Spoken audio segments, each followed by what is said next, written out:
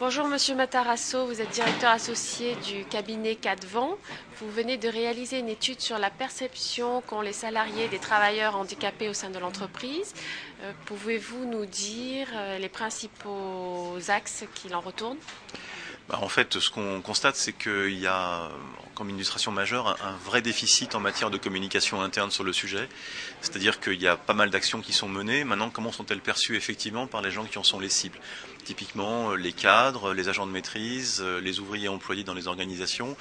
Perçoivent-ils vraiment ce qui est fait en matière de politique handicap et est-ce qu'ils apprécient bien la façon dont on communique vers eux sur ce qui est fait? Et là, sur ces deux sujets, la réponse est non, globalement. Il y a des très gros écarts entre la perception et les connaissances du sujet que peuvent avoir des spécialistes, comme par exemple les gens qui travaillent dans les missions handicap, les gens dans les DRH également, les dirigeants qui ont une vision très macro et vue d'en haut de tout ça, et ce qui est effectivement perçu sur le terrain. Évidemment, tout ça a un lien avec derrière le vrai degré de sensibilisation et d'acceptation de travailler derrière avec des travailleurs handicapés. D'ailleurs, il y a une question qui est assez intéressante, c'est que quand on demande aux gens est-ce que vous avez l'impression d'avoir été bien préparé à travailler avec des travailleurs handicapés, globalement, quand même, la réponse est plus que mitigée, très critique même. Donc par rapport à ça, encore beaucoup de chemin à faire, même si fondamentalement les choses commencent à changer, on voit qu'on est loin du compte encore pour le moment. Et quelles sont les actions de communication qui ont été mises en place justement pour communiquer sur les travailleurs handicapés au sein des entreprises? On est très majoritairement sur des communications, je dirais, de type général et descendante. Par exemple, des articles dans les journaux internes, voire une newsletter dédiée, dans certains cas c'est possible, de l'information sur l'intranet, des séances de type conférence, de sensibilisation.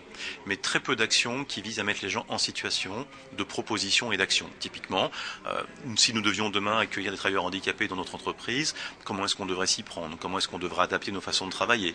Comment est-ce qu'on pourrait réfléchir ensemble à tout ça? Donc beaucoup d'informations descendantes, très peu d'incitation à la réflexion commune. Et ça c'est un petit peu dommage parce qu'évidemment on accepte d'autant mieux un changement qu'on peut prendre part à son élaboration. Et là-dessus on voit que très peu d'entreprises sont entrées dans cette démarche active. Alors des charges, c'est pas évident non plus parce que la loi est contraignante.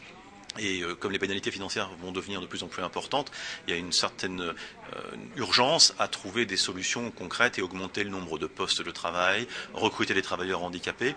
Et dans ce cadre-là, les actions de sensibilisation et moi ce que j'appelle de labourage profond du tissu social de l'entreprise sont passées un peu au second plan.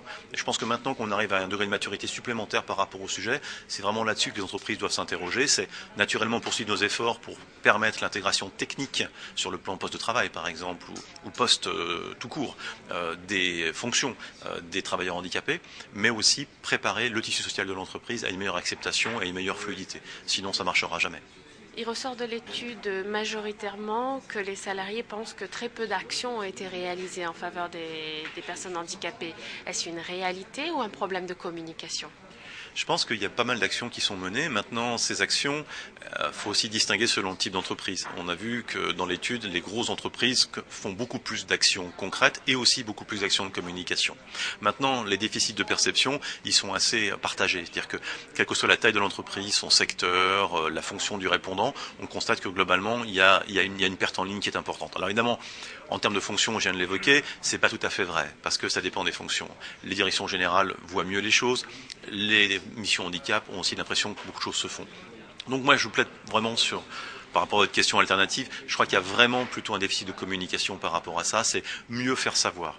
Et encore une fois, la newsletter interne, je la lis, c'est le discours de la direction, il est souvent politiquement correct à beaucoup d'égards, on est en plus dans les organisations en tant que salarié submergé parce que tous les managers veulent communiquer sur leur projet qui est stratégique et donc la communication sur le handicap vient un peu s'enferrer là-dedans également. Donc je pense qu'il faut trouver des choses un petit peu plus originales qui permettent de toucher les gens de manière plus directe par des témoignages et comme je le disais tout à l'heure par une mise en situation de réflexion et pas de passivité. Je ne suis pas là simplement pour recevoir une information mais aussi pour participer à son élaboration et là tout change. Déficit de communication, oui pour moi c'est certain.